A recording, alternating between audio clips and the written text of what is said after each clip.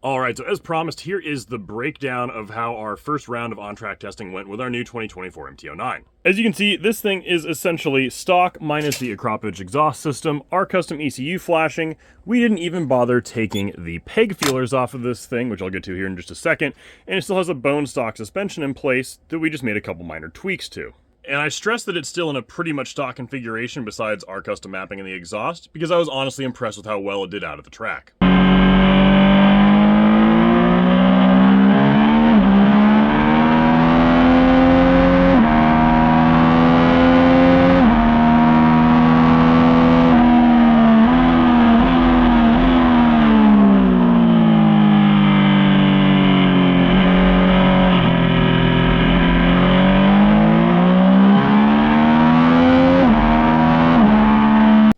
Now, for those of you that haven't followed us for a while, I'm an enormous person. I'm 6'9" and 240 pounds without any of my gear on. I'm a fucking wind sail. So the fact that we were able to get this bike up to 130 miles an hour with the chicane out at the ridge and then still get it stopped and actually make the chicane shocked me. I didn't actually believe that we were doing 130 miles an hour and figured the dash was just off, because honestly I hadn't checked on the dyno to see if the dash was off or not, because I generally just don't care. They're all usually off a mile or two an hour, and this one wasn't. Now, the reason I was impressed with that was because, A, my size, B, the ridge with the chicane is a super short straightaway. Even the Moto America Superbikes are only hitting 160 miles an hour through there. And C, the best local guy I have to compare that to is my friend Mark Price, who on his KTM Duke 890, which, by the way, podiumed at the Daytona 200, so the bike's fast, he knows what the fuck he's doing, only managed to do 134 in that same spot. He's massively lighter than me, the bike's faster, and is completely full race trim, whereas this is bone fucking stock minus a pipe and tuning. And the only reason we were able to do that is twofold. One, the engine braking mapping. We have this completely and perfectly dialed in now on this bike. It is as smooth and controlled of an engine braking sensation as you can possibly ask for.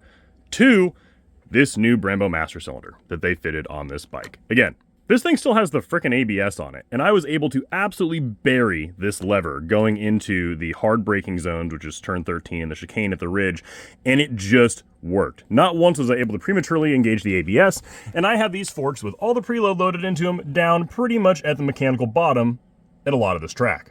And dialing in that engine braking mapping for the new brake upgrades and the suspension upgrades that came with these base model bikes was what I was looking to accomplish. I can now confidently say the engine braking on this bike is perfect with our ECU mapping.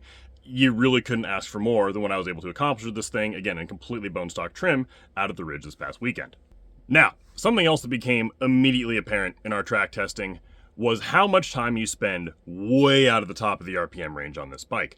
A lot of folks, whenever they take a look at the dyno graphs that we post for these, see that the huge gains, again, there's significant gains everywhere, but the huge gains are way out there at the top end, like the last 700 or 800 RPMs, and they go, oh, well, you're never really there. And that's bullshit.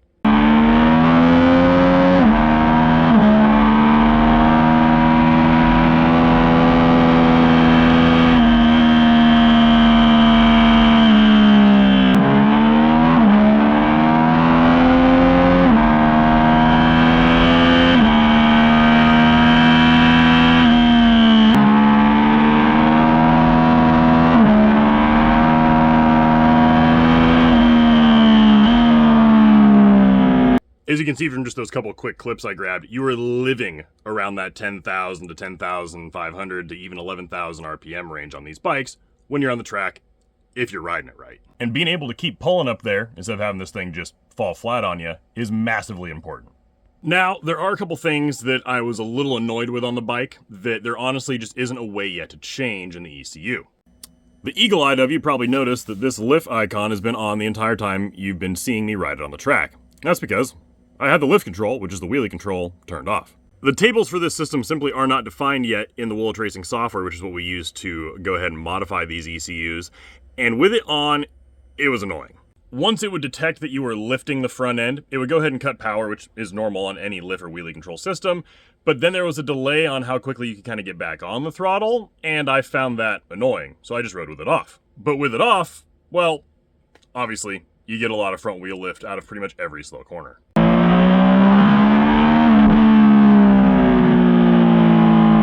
And while wheelies are obviously fun, I can't legally ever recommend you do them on the street, but they're a blast. it's not a great way to go around the racetrack, because every time you're lifting the front end up, you're losing driving acceleration. You ultimately have to set the thing back down, because it's also pretty hard to turn when the front wheel isn't making contact with the pavement. And that brings me to the next thing that I'm not a big fan of on this bike, and that's the complete lack of a steering damper on the front end.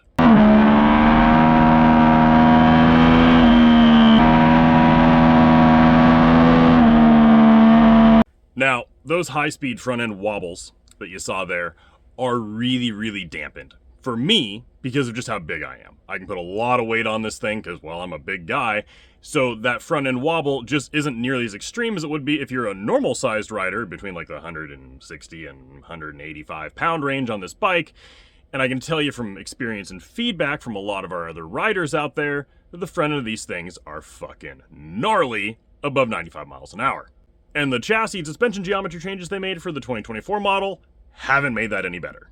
Now, obviously, for this test, our goal was to leave everything as stock as possible. So yes, I spent most of the day just obliterating these stock peg feelers, which we'll pull off the next time we're out there. But it's not going to change the fact that we are completely out of rear sidewall to work with, even when you can't even get the thing all the way over, because again, these peg feelers stick out like 1.5 inches. So with 1.5 inches to go to the ground, there's no rear sidewall left. And if you look at the front tire, there's a ton of sidewall left. So while this relatively flat rear tire profile may work decently well on the street and give folks a little bit of confidence, if you're going to do any kind of track days on this thing this summer, just throw the battle axes away. The tire profile is garbage. But other than the OEM tire choice, which again is really only a problem if you're going to be doing track days on this bike, and the fact there's not a freaking steering damper on this thing, which should be criminal because it's been a problem since like the Gen 1 FZ09s, this bike is fantastic. So if you're looking for a naked upright bike that you can still go have a ton of fun at your local track with, this is definitely a great choice once you get a pipe on to get the stock cat and boat anchor off of it and get it properly tuned. Now obviously, before we go back out to the track, the peg feelers are going to come off because again, we only left those on there to just show folks what the bike was capable of doing even in a completely bone stock configuration minus an exhaust and tuning, because that's what most folks are going to do to these bikes. And these battle axes are going to go away. We're fortunate enough to have about 100 Michelin sitting directly on the roof of my dyno room upstairs, so we're going to go ahead and swap those out for something much more conducive to having a good time out on the track. We've also got about 4 or 5 more exhaust systems that are showing up here in the next, like 4 or 5 days. We'll obviously be testing and tuning all of those here on the dyno, but what I'm more excited about, honestly, was the feedback we got from DNA. Apparently on literally the same weekend we were doing our testing for the stock airbox in this thing, and we were trying to install the prior Gen 3 Stage 2 kit or the drop-in filter.